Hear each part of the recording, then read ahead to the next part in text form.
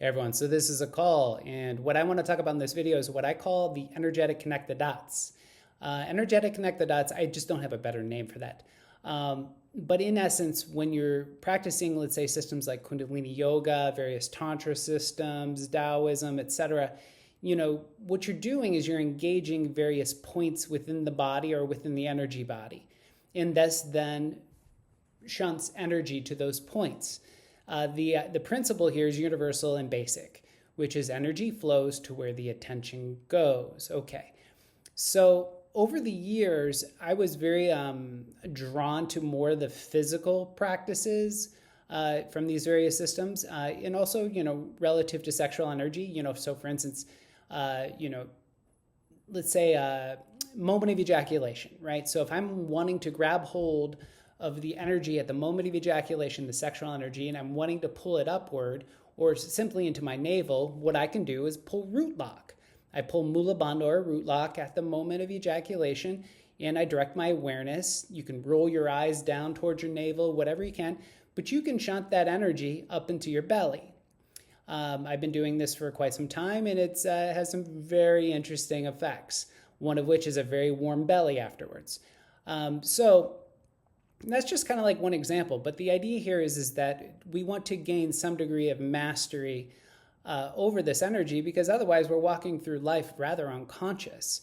And so we end up losing energy through various holes, right? So holes in this particular case are simply areas where we don't have awareness, right? They'll say, like, for instance, if somebody's an alcoholic and they drink way too much, they destroy their identity. And which kind of makes sense. I believe the seat of identity in, let's say, traditional Chinese medicine is the liver, right? So they're losing their identity, becoming unconscious, which is largely what alcohol does, which then opens up our energy body and creates holes which energy can then escape.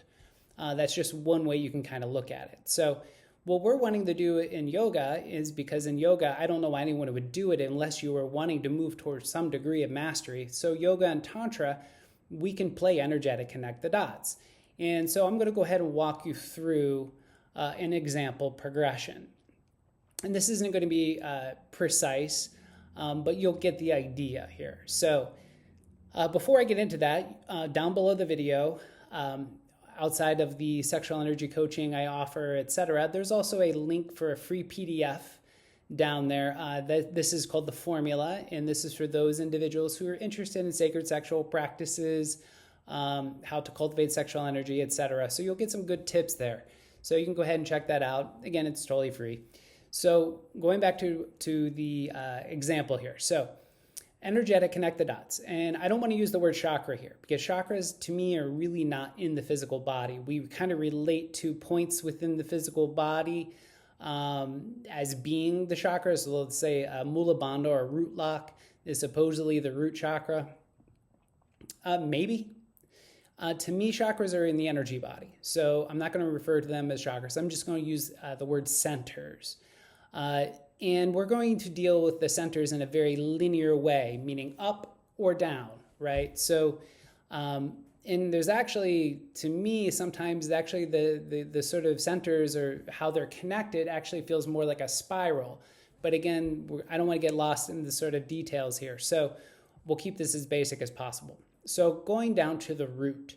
Now, the energetic connect the dots here is, if I'm wanting to seal off the root, I pull Mula Bandha or root lock. So I contract the anus, the perineum, the genitals, and I pull in the belt line. And this also starts to weave in the second center, or the sexual center. So we're weaving the root with the sexual center just by applying root lock. All right, so now let's say we want to continue to move it up. And you're going to notice something is that below the rib cage, so you can say the first three centers, you have your root, the sexual center, as well as the solar plexus. These three centers are largely physical. Meaning that how we engage them is largely physical. And you can go get lost in the semantics about like the sort of the emotions that are connected to these centers, like the center of your will is from the solar plexus, blah, blah, blah. I'm not talking about that right now. I'm talking acutely in the moment during a particular practice. All the emotional aspects aside for the moment. So you pull root lock, Now, if I want to engage my solar plexus, and let's say I'm retaining the air out, right? So the air is retained out, then I can pull in and in up under the ribs, or pull diaphragm lock, or what is also called Uddiyana Bandha. So it's Uddiyanana, Uddiyana Bandha. And what this will then do is helps weave in or connect the dots to the lower two centers, right? So now we're engaging all three centers below the rib cage. Now let's continue to move up our ladder here, right? So connecting now the fourth center or the heart center. Well, this is not so physical. I mean, to some degree it is. If you look at the hands as being an extension of the sort of heart center, you could do mudra, right? That's a way of engaging. But a way that I found much more sort of effective is to engage the heart center through the conjuring, intentional conjuring of an emotion. To me, my favorite is gratitude. So gratitude will then create an uplifting feeling. All right, so let me retrace back here. So you have root lock, you have diaphragm lock, now you're conjuring gratitude. And so now you're really going to feel this like connection, this uplifting. In process, also what we're doing here is the fundamental purpose of all these various systems that I've talked about. That is to weave together the mind and the body to bring about a form of unity. And once we have that form of unity, then we can connect to the bigger picture, God, universe, infinity, source, whatever we want to refer to it, which is the greater unity. All right, so let me not get sidetracked too much on that. So now we get up to the throat. You've got, in this example, you have your breath held out. So the assumption here is you've saturated with a lot of oxygen. Let's say you've done like 4 or 5 minutes of breath of fire, which is a lot of breath of fire. You could do bellows breath, any sort of inhale mouth, exhale mouth for some period of time. You want to completely saturate with oxygen with this particular example so that you can retain the breath out long enough. So you've got root lock, diaphragm lock, gratitude. Now mental mantra.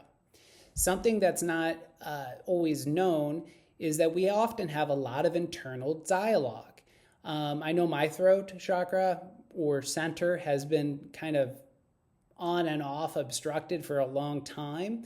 And there could be a little bit of debate as to why that might be. But one thing I've always noticed is I've had a lot of internal chatter, right? So the internal chatter, although seemingly disconnected from the vocalization of which the throat chakra is associated with, internal chatter is also an activation of the throat.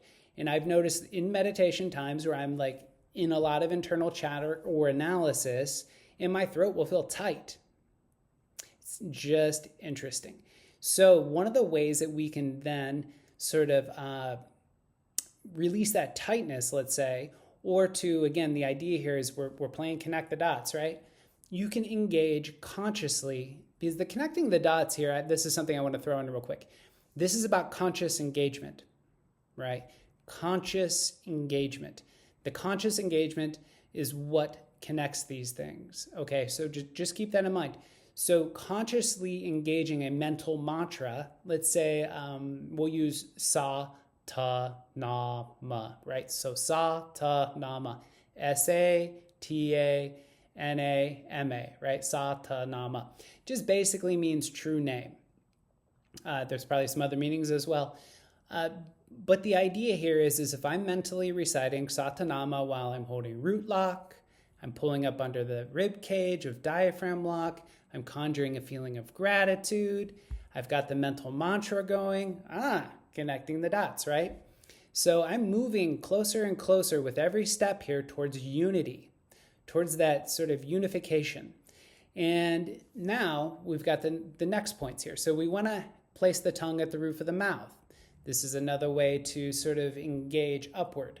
So tongue at the roof of the mouth, eyes rolled upward. There's 2 different ways to think about the eyes.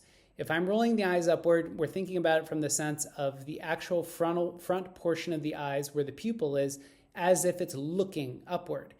You can also think about it from the back of the eyes, like you're pulling it toward the back of the head.